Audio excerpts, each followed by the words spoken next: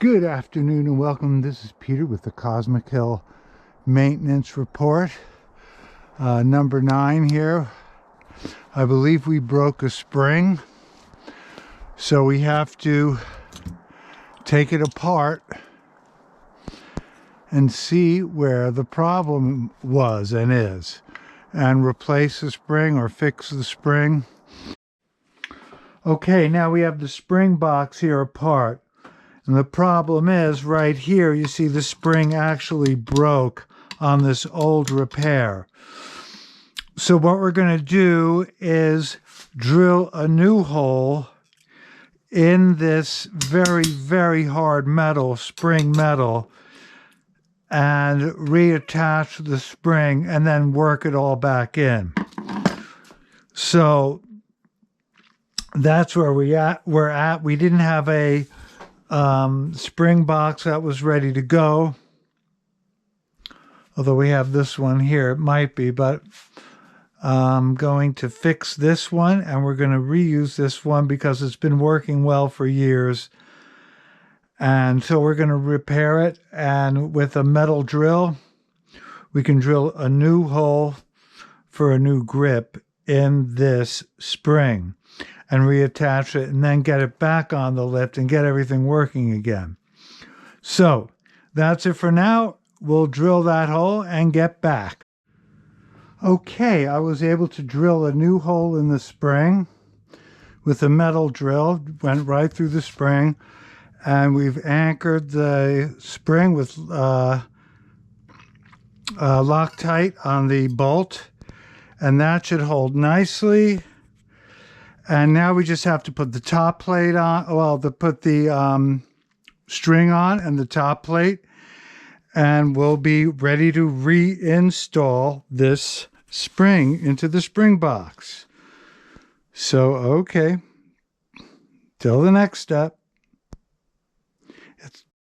Okay, we've got the plate on again, and these are the brakes that slows the spinning down when it reels it back up. And okay, we're ready to reinstall this on the lift. So, till the next step. Okay, now we've got the new spring in the spring box, and we are ready to put the housing on, tighten it up. Of course, it's night now, and give it a go. Okay, make sure that's more or less right. Oh, we got to get the spring in there. Don't forget that.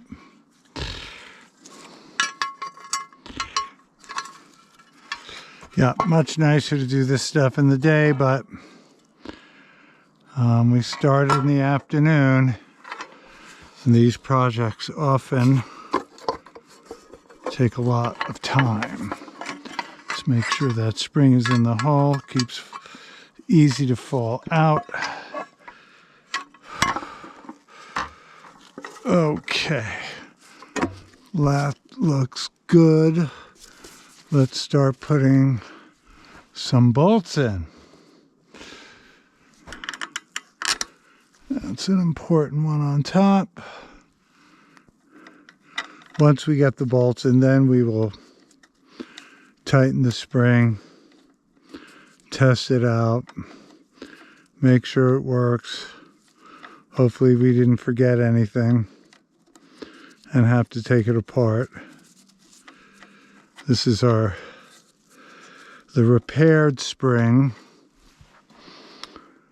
I think we are out of actual good springs at this point, but we could always call Mueller if we run into a problem where we actually need new springs. But right now we're just repairing the old ones, making it a little easy. Oops, stay in there. Oh, spring still in there? Yeah. We'll get that one next.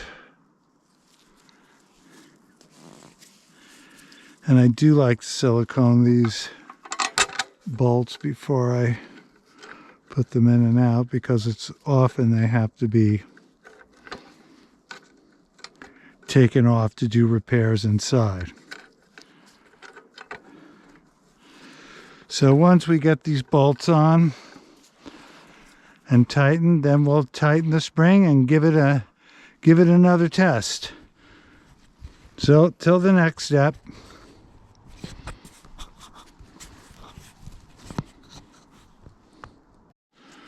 Okay, at this point, it's all closed up, the housing, the spring box. Now we remove the tension set screw, and then we start giving it tension and see what happens, and do some tests till we get it all the way out and see if it works. And now this is the actual tension part. So we're tightening it now.